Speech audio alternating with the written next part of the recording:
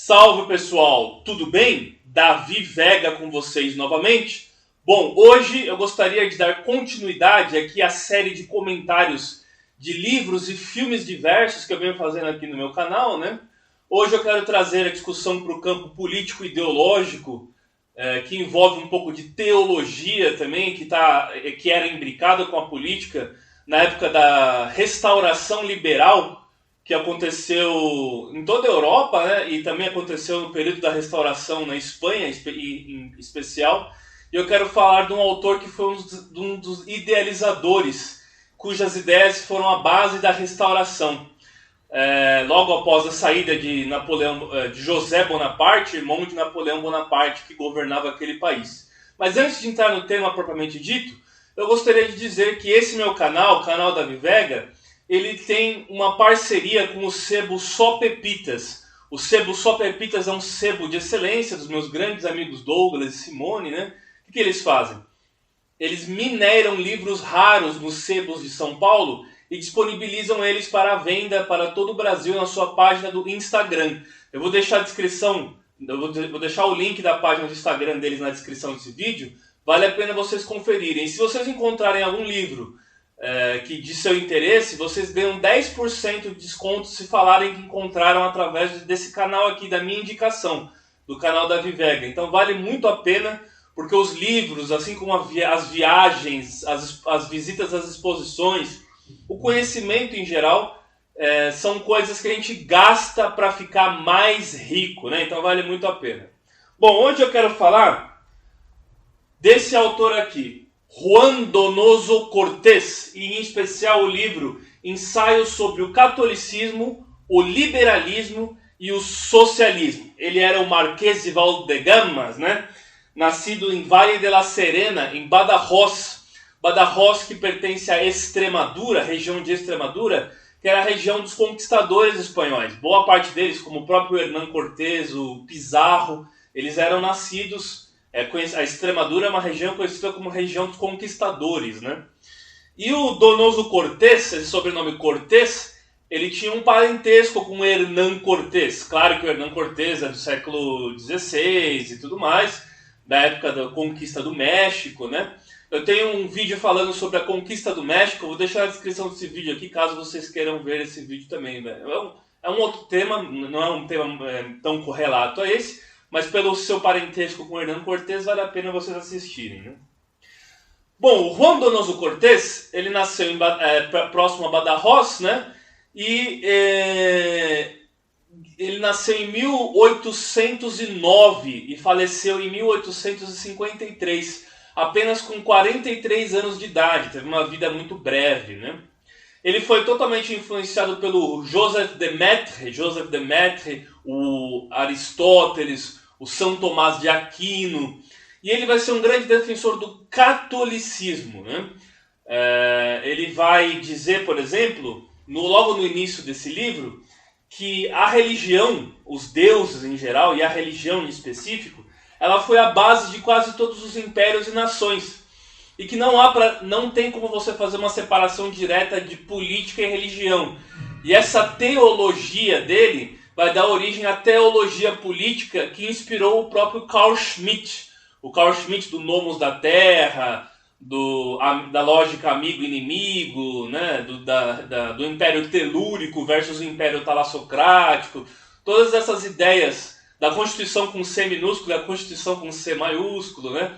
Todas essas ideias do Carl Schmitt e do próprio estado de exceção, elas foram muito inspiradas nos escritos do Juan Donoso Cortés, né?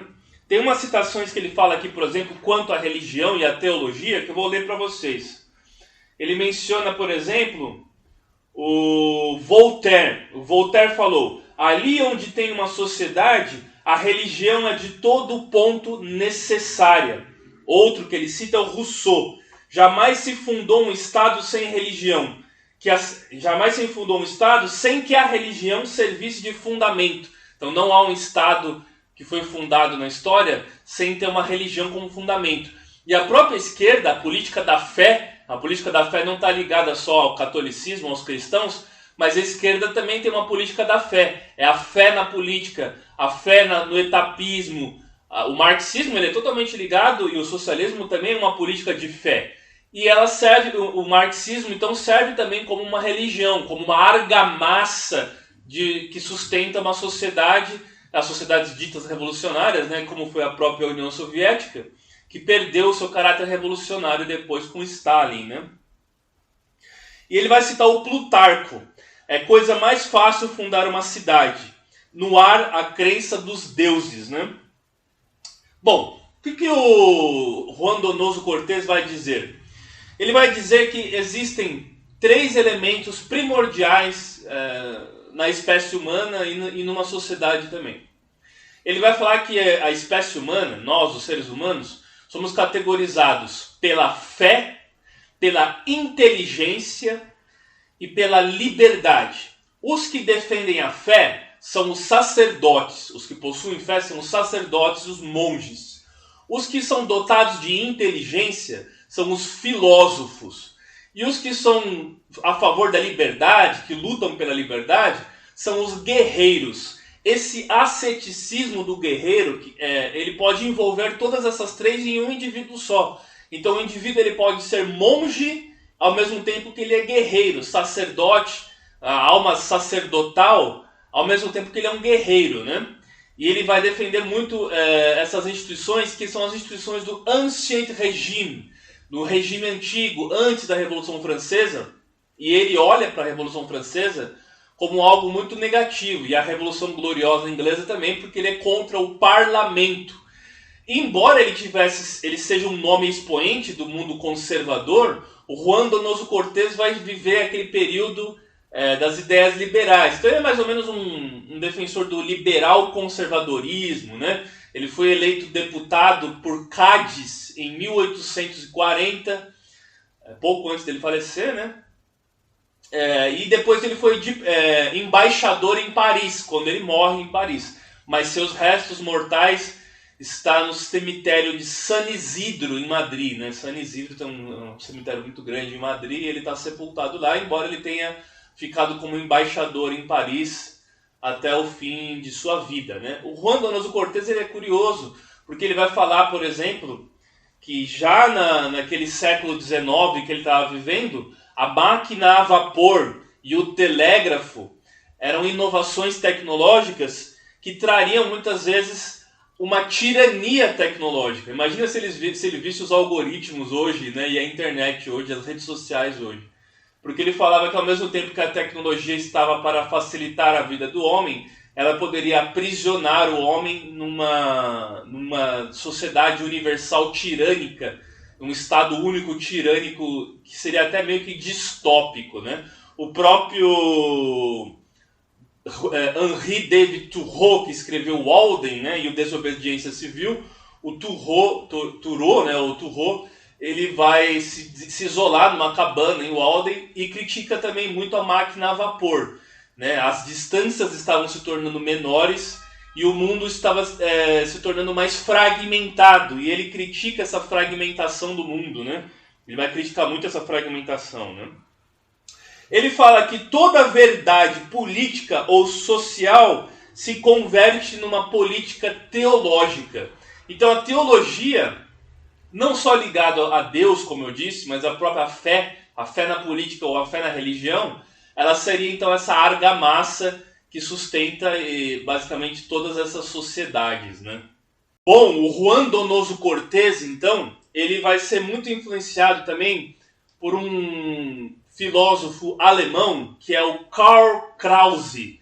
E o krausismo, essa ideologia do Karl Krause, ele vai influenciar muito a filosofia espanhola do século XIX. Filosofia da Europa como em geral, mas a Espanha foi o país onde as ideias do Karl Krause foram as ideias onde ela mais importou e mais foram influentes, né? Foi o país onde foi mais influente.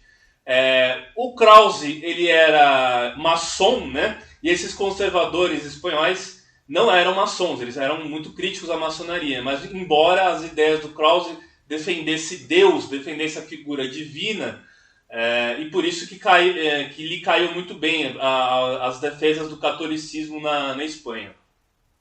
O Juan Donoso Cortés, por exemplo, ele vai ficar do lado do projeto liberal na Guerra Carlista. Tiveram 3 guerras carlistas. A primeira Guerra Carlista, que é a qual ele viveu e viu, e a parte da segunda também, ele vai ficar do lado do projeto da Isabel, o projeto isabelino, que era na linha sucessória considerada não legítima para ocupar a monarquia espanhola, dos Bourbons, né? Pelos que defendiam a linhagem do Carlos, que eram os carlistas, que eram os Habsburgos, né? A linha liberal, que era da isabelina, saiu vencedora, e embora ele fosse conservador, ele estava do lado dos liberais nessa guerra carlista, o Juan Donoso Cortés, né? E ele viveu a ascensão e a chegada das ideias socialistas, muito por conta dos anarquistas. Ele vai falar do Proudhon, por exemplo, né? E o Manifesto do Partido Comunista, que foi lançado em 1848, praticamente 4 anos, 5, 6 anos, né? um pouco menos de uma década antes dele nascer, né? Antes dele morrer, né? Ele morreu em 1853 e em 1848 as ideias do partido, dos partidos comunistas que viriam a surgir, principalmente no início do século XX, elas estavam se fazendo muito fortes, né? Muito influentes, né? E ele vai falar então, por exemplo, que o socialismo ele é uma cria do liberalismo, né? E quanto ao liberalismo, vale a gente lembrar que ele estava sendo espalhado por toda a Europa depois da influência do Napoleão. Napoleão deixou seu irmão José Bonaparte governando a Espanha, e o rei Fernando VII pediu para o Napoleão adotar ele para ele ser uma espécie de continuação da casa bonapartista na Espanha e tudo mais, né? E nesse contexto de reformas liberais, e ele foi um idealizador da reforma, ele vai ser um funcionário da monarquia, né? Não que ele fosse um defensor da república, ele não era um defensor da república, embora estivesse aliado a ideias liberais, mas ele defendia uma monarquia, e ele era muito crítico ao parlamento também, né? Tanto o socialismo quanto o liberalismo eram filhos, então, de uma mesma mãe, né? Que seria a revolução. Eles eram filhos da revolução, os ideais da revolução. E ele defendia o Ancien Regime, o regime antigo, anterior às ideias de revolução, que foram ganhar muita força, principalmente após a Revolução Francesa, né? E ele vai falar que tanto os socialistas quanto os liberais, eles eram deístas e ateus. Então o ateísmo e o laicismo faziam muito parte desses dois movimentos, e tanto o socialismo quanto o liberalismo, eles seriam racionalistas. Não que as ideias católicas também não fossem, né? E a igreja também não fosse.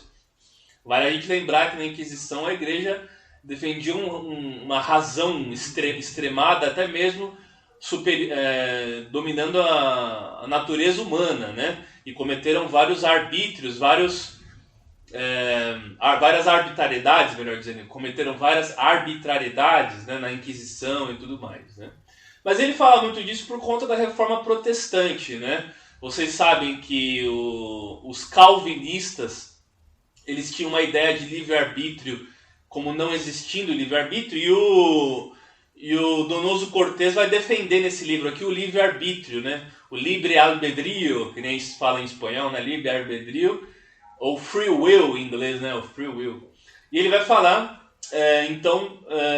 que o livre-arbítrio é uma das obras mais belas de Deus, porque nos deu a liberdade. E ele era um defensor da liberdade, né? Nos deu a liberdade de escolher qual caminho nós queremos, se é o caminho pecador ou se é o caminho da salvação, né? Seria um Deus que não impõe a sua verdade, então, de certa forma, o que ele defendia. E o catolicismo, para ele, vai ser o sinônimo de amor. Ele vai ser um grande defensor do amor. Tem um livro do Ortega y Gasset que ele vai discorrer sobre o amor também. E o Donoso Cortés, que era anterior ao Ortega y Gasset, já vai falar dessa defesa do amor através do catolicismo, né? E também da Virgem Maria, vai falar da Virgem Maria e do próprio Jesus Cristo, que é a substância enviada como Filho de Deus, consumada a própria existência do divino na Terra, né? Bom, ele vai falar que a anarquia, e ele vai viver esse período da anarquia muito forte, né, dos anarquistas, principalmente na Itália e na Espanha. Os anarquistas colocavam bombas para fazer atentados terroristas contra políticos e tudo mais. Na restauração monárquica, o Cánovas del Castillo, que foi um dos idealizadores da restauração borbônica, depois da primeira experiência republicana espanhola, que durou apenas 1 ano, 2 anos, foi muito breve, né? Ele vai ser assassinado por um anarquista italiano. Então os anarquistas estavam ganhando espaço e ele defendia a liberdade, o Donoso Cortés. Ele era a favor da liberdade, mas não da libertinagem. Não era essa liberdade irrestrita dos anarquistas, por exemplo. E ele defendia que os seres humanos, para serem livres, deveriam respeitar a hierarquia. E os anarquistas eram contra a hierarquia. E para o Donoso Cortés, a primeira hierarquia que existia, que nós temos, seria a hierarquia celeste. A ideia de que a gente tem um Deus supremo que está numa hierarquia acima de nós, homens. Então, por mais que nós tenhamos nossas posições hierárquicas em sociedades humanas, um Deus supremo está olhando por todos nós, e essa seria a hierarquia suprema que todos os seres humanos estariam submetidos, né? Essa defesa dos deuses também ele vai ir além do catolicismo, falando que todas as religiões, até as religiões políticas, fazem parte da base das sociedades que ao longo da história foram criadas. Ele vai falar também dos etruscos, que tinham elementos orientais, né? E os gregos, que foram a base da cultura romana. Roma seria a mescla dos etruscos e dos gregos. E ela teria um caráter de influências tanto orientais quanto ocidentais, o que justifica e legitimaria as ideias cristãs no Oriente. Então ele defendia que deveria ter uma espécie de sincretismo, talvez, com as ideias cristãs no Oriente. E isso aconteceu muito. Os católicos foram muito sincretismo aconteceu com a Igreja Católica, até aqui no Brasil, com as religiões de matriz africana. Você pega a Umbanda, por exemplo, os deuses da Umbanda têm representação como, acho que a Iemanjá é a Virgem Maria, o Ogum é o São Jorge. Então você tem orixás e deuses da religião africana que têm sua representação católica cristã, né?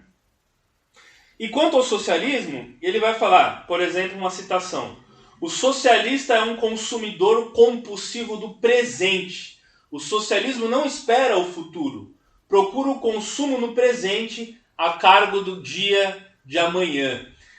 Por mais que se falasse da revolução proletária baseada num futuro através de um etapismo, de etapas que se alcançaria ao comunismo, que do socialismo partiria para o comunismo, ele vai falar que os socialistas são muito imediatistas e que a mãe ou o pai de quase todas as sociedades vive no ontem. O ontem, o anterior, a democracia dos mortos, né?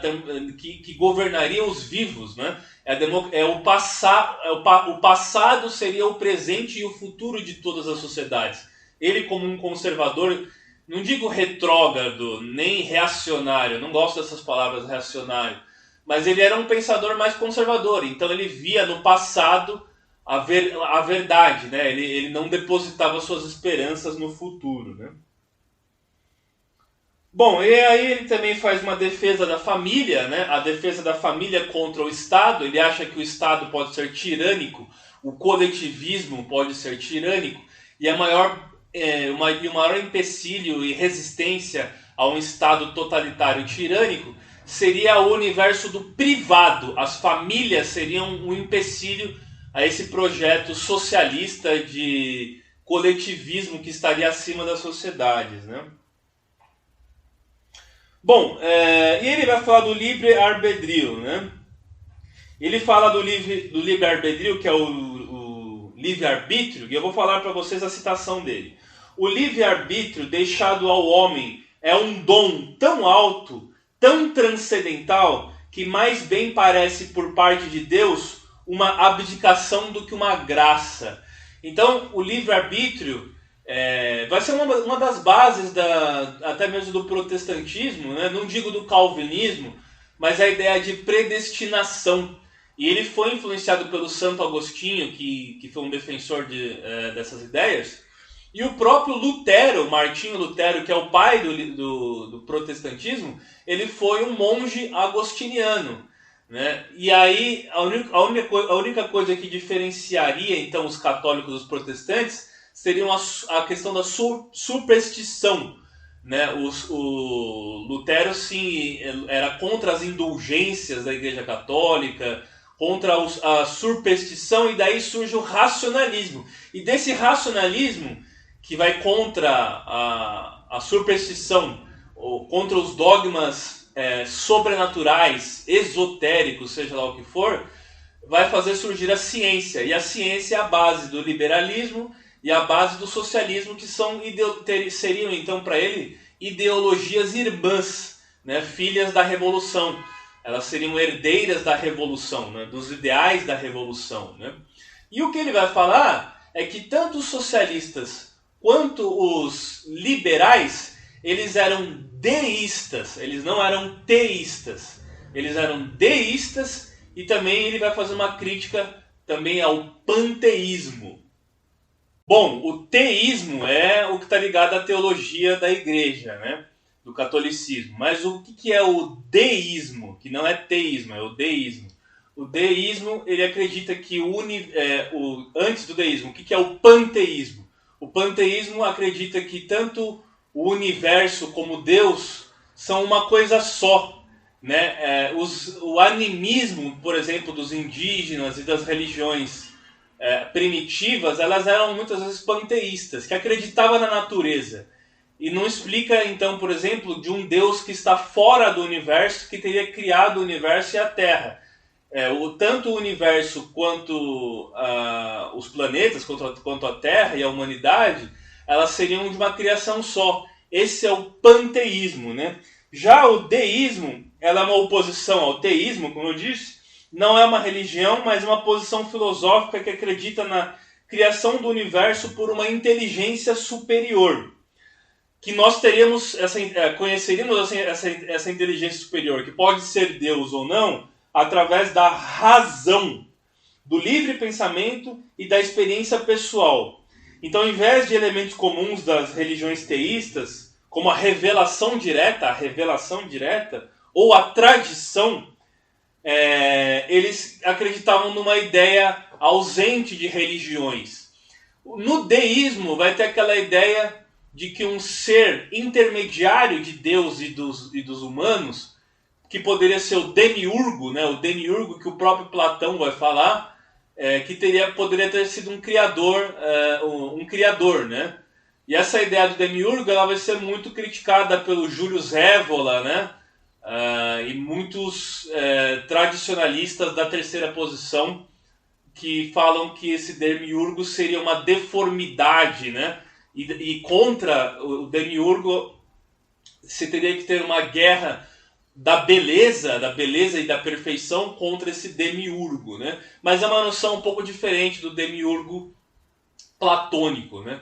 Então é isso, ele vai falar que tanto o socialismo como o liberalismo, eles são panteístas e deístas. E o ser humano, ele seria mais explicado, vamos dizer assim, pela noção do pecado. Nós somos pecadores, nós não somos perfeitos. E uma das críticas que ele faz à Revolução Francesa é que o ideal do bom selvagem, do Rousseau, por exemplo, de que nós somos corrompidos pela sociedade e tudo mais, seria a ideia do bom selvagem que não existe. Então, em busca de um ser humano perfeito que nunca existiu, o terror aconteceu. As maiores arbitrariedades e violências e massacres aconteceram na guilhotina e tudo mais. Porque se buscou uma visão perfeita do ser humano inexistente. E o catolicismo e o cristianismo em geral, ele parte do pressuposto que nós humanos somos imperfeitos e pecadores. O próprio Miguel de Unamuno vai falar que o que nos define é o sofrimento. O sofrimento é que define a existência humana, né? Então, se você parte do pressuposto que nós somos pecadores, você entende a imperfeição humana. E é impossível você alcançar uma perfeição mesmo com uma boa vontade e intencionalidade da Revolução.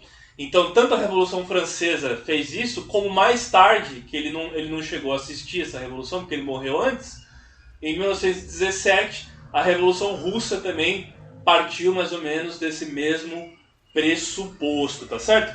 Então é isso, é basicamente isso que eu gostaria de dizer. Os ensaios sobre o catolicismo, o liberalismo e o socialismo, ele fala bastante de Deus, de um pouco de teologia nesse livro, né?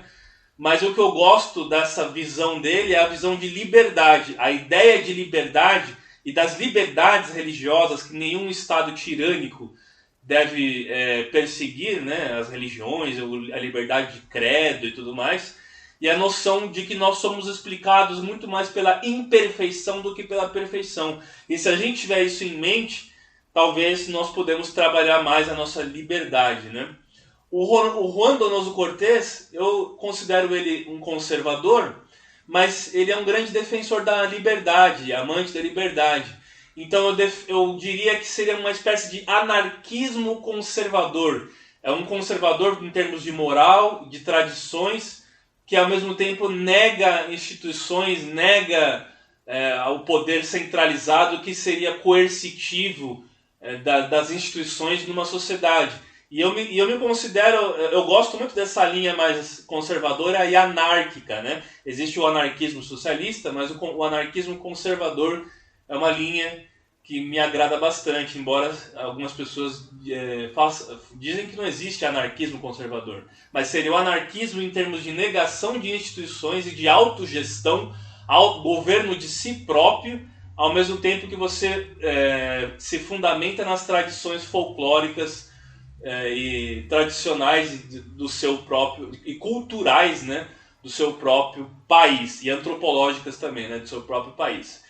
E do seu povo, né, da sua cultura, da sua etnia, do seu clã familiar, é disso que eu acho bacana, né? Bom, então é isso. Recomendo veemente esse livro do Donoso Cortés. E eu peço encarecidamente, compartilhe esse vídeo para uma amiga, um amigo que também gosta das humanas. E vamos sempre promover a literatura e a cultura universal. Valeu, gente! Grande abraço!